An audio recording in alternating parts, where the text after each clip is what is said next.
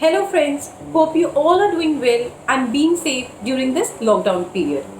Today, our topic of discussion is work contract services and various provision related to work contract services under GST law. Further, I would like you all to subscribe to our YouTube channel and like our Facebook page Legal Quotient Consultants.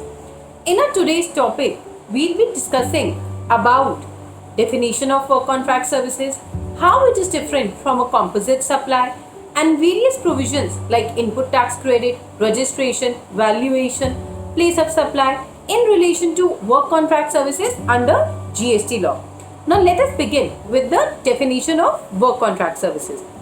As per section 2, clause 119 of the CGST Act, work contract means a contract for building, construction, fabrication, completion, erection, installation, fitting out, improvement, modification, repair, maintenance, renovation, alteration or commissioning of any immovable property wherein transfer of property and goods, whether in the same form or in some other form, is involved in the execution of such contract.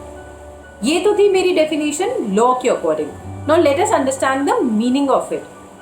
Work contract means कोई भी work which is in relation to immovable property and जिसमें transfer of goods involve है, that will be termed as work contract services. In short, if there is no transfer of goods in relation to immovable property, then it will be a simple service contract. It will not be a work contract services. For example, I am a contractor. मुझे एक factory construct करनी है. अब जो मेरी factory है वो immovable property हो गई.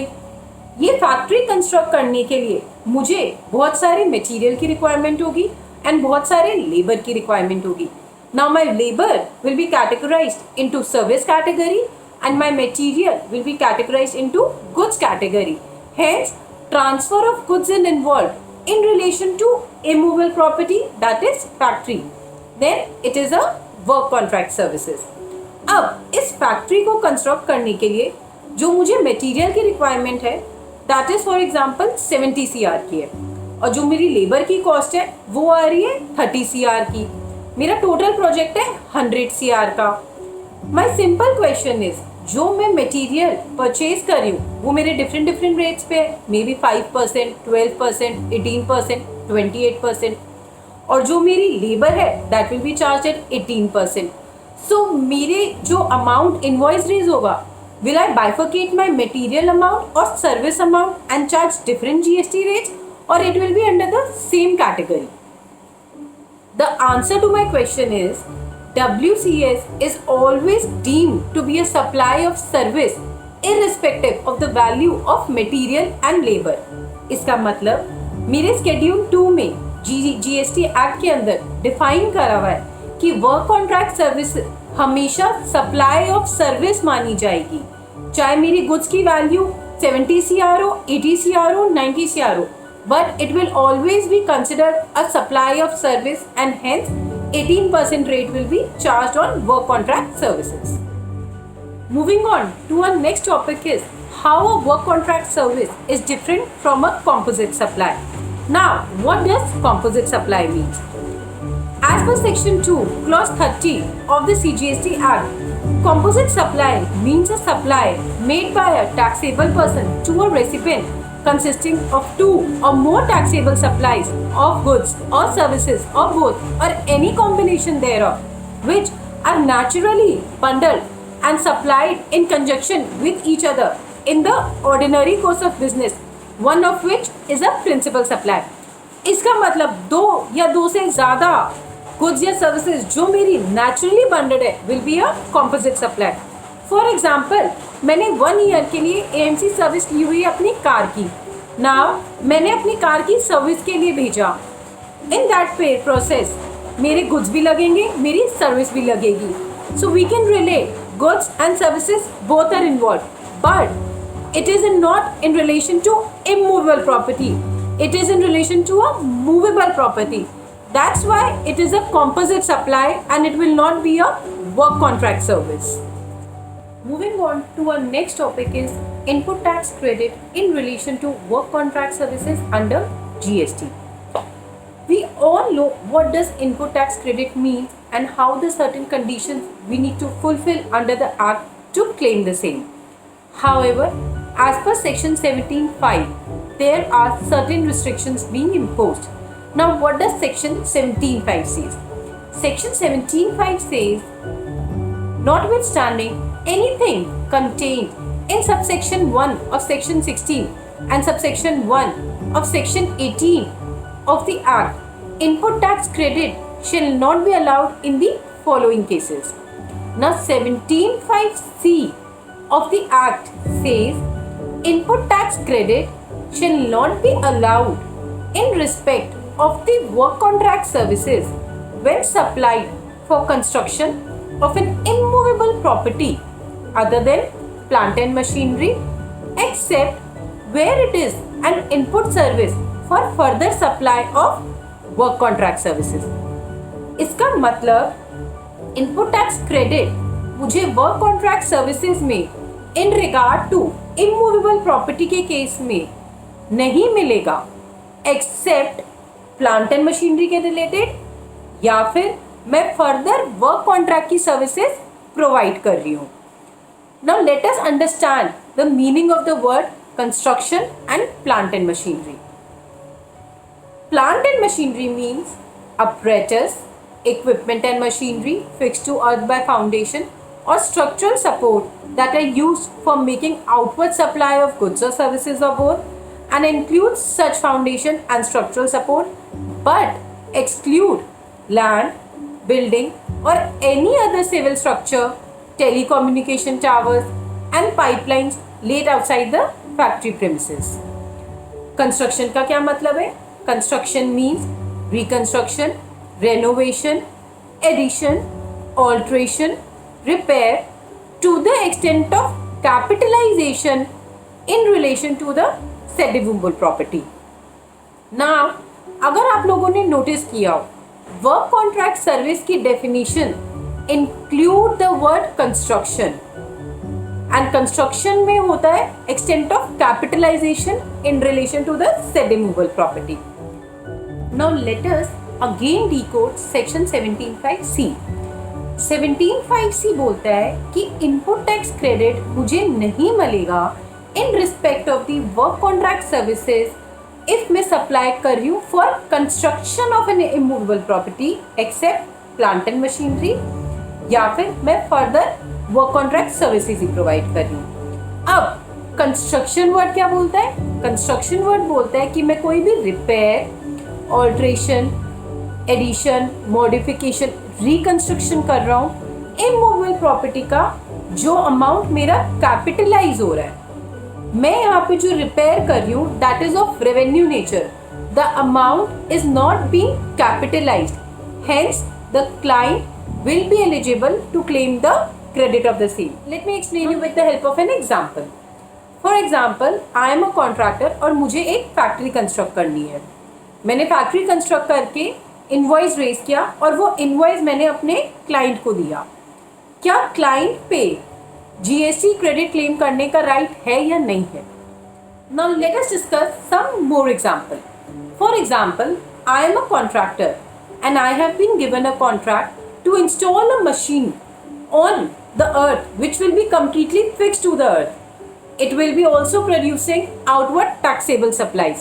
Now in this scenario, will the client be eligible to claim the credit of the same? Yes, client को credit मिलेगा. Why? Because it falls in the definition of plant and machinery. One more example. For example, मुझे contract मिला है, मुझे factory construct करानी है.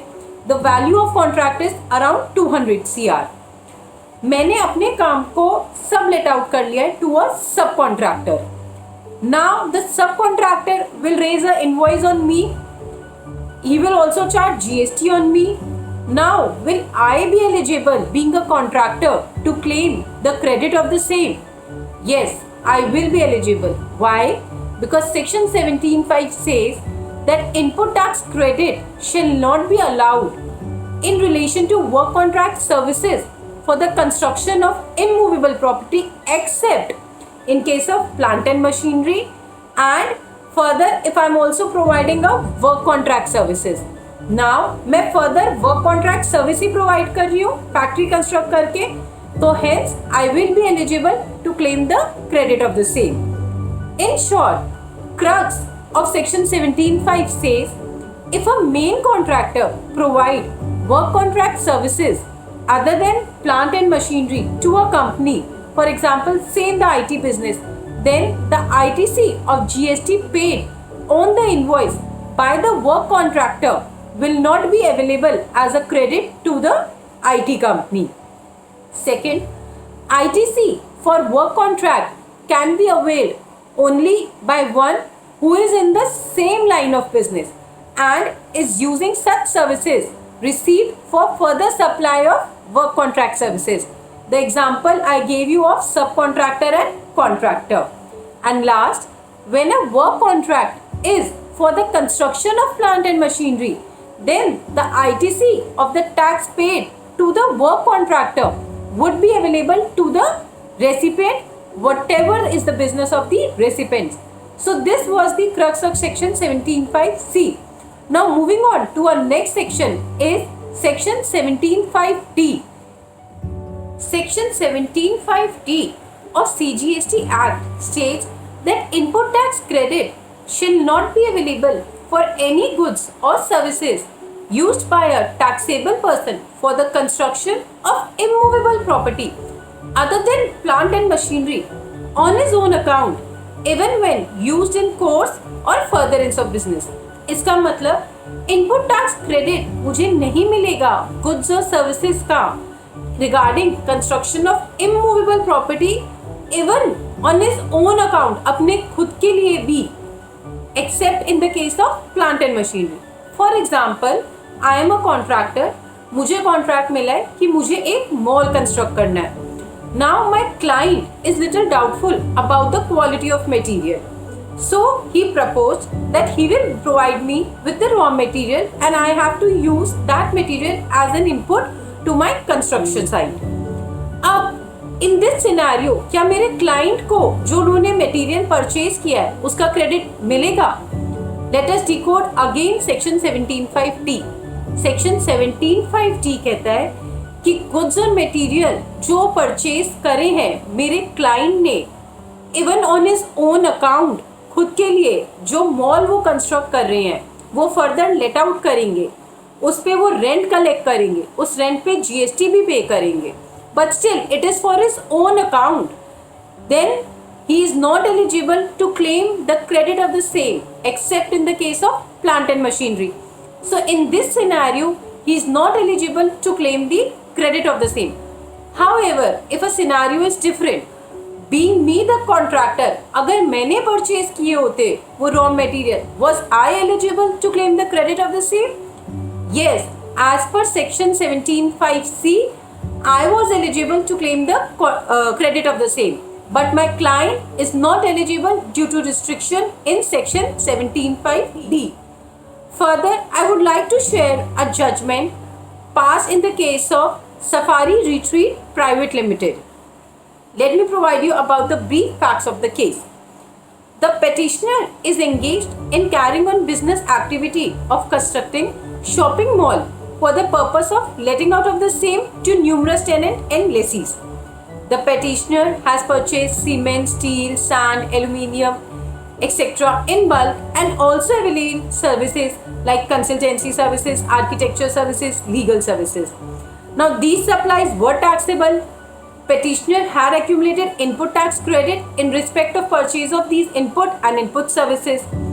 Now again, as per section 17(5), revenue took a view that input tax credit shall not be available.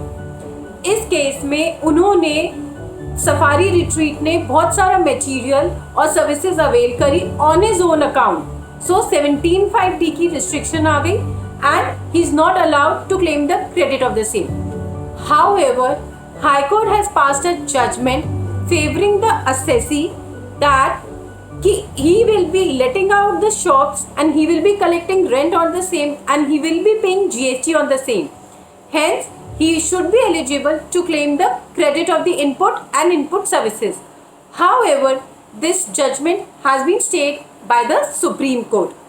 Now, to summarize section 17.5c and 17.5d, we have prepared a tabular chart. Let us discuss that. If my inward supply is in the nature of work contract regarding immovable property and it is being used for my own use, if the expenditure is of capital nature, then input tax credit is not eligible. However, it is of revenue nature or it is for my further supply of business, then input tax credit will be eligible. Similarly, in the case of goods or services purchased regarding immovable property, if it is of a capital nature, input tax credit will not be eligible. However, if it is of revenue nature, input tax credit will be eligible. And in the case of plant and machinery, even if it is a case of capital nature or revenue nature, input tax credit will be eligible in both the cases because plant and machinery has been exempted from both section 17.5c and section 17.5d. So this was our related to input tax credit regarding work contract services. Now further, we will discuss valuation regarding work contract services. Section 15 define करता है value of taxable supply and section 15(2) defines what shall be included in the value of taxable supply. Now as per section 15(2)(b) of the act, it states that any amount that the supplier is liable to pay in relation to such supply but which has been incurred by the recipient of the supply and not included in the price actually paid or payable for the goods or services or both. इसका मतलब कोई amount जो इनकर करना था supplier को but it has been incurred by the recipient, that amount will be included in my value of taxable supply. Now let us continue with the previous example only. In a previous example, I was the contractor and मुझे एक mall construct करना था. Now supposingly my value of the project is of 100 CR. In my previous example, मेरे client ने मुझे material purchase करके दिया. Let us assume the cost of the material is 50 CR.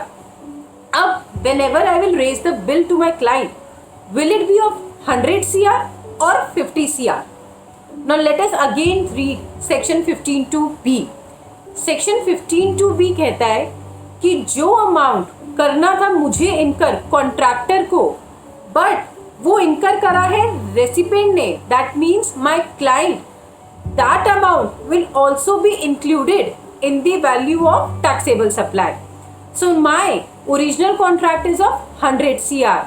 उस 100 CR में मेरा जो अमाउंट में 50 CR इनकर कर दिया मेरे क्लाइंट ने for the purchase of raw material. But still whenever I will raise the invoice to my client, my invoice will be of 100 CR plus GST. Why? Because of section 15(2)(b.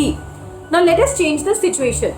For example, my original contract is of 50 CR only and raw material मेरा client मुझे purchase करके दे रहा है. In that case, I will raise the invoice of 50 CR plus GST. However, my client will not be eligible to claim the credit of the same in both situation 1 and situation 2 because of restriction of section 17(5)(d). So this was related to valuation. Moving on to our next topic is registration, relation to work contract services. We all know why registration is so important under GST Act. Now let me create a situation in front of you all. Suppose I am a contractor, मेरा office Kolkata में है और मैं GST के अंदर duly registered हूँ. मुझे अपने क्लाइंट को सर्विसेज प्रोवाइड करनी है. मुझे जिस क्लाइंट को सर्विस प्रोवाइड करनी है उनका ऑफिस है हिमाचल प्रदेश में और जिस इमूवेबल प्रॉपर्टी के लिए मुझे सर्विस प्रोवाइड करनी है वो भी हिमाचल प्रदेश में लोकेटेड है. मैं अपनी टीम को डिप्लॉय करूँगी 3 महीने के लिए सो दैट वो हिमाचल प्रदेश में उन्हें सर्विसेज प्रोवाइड कर सके.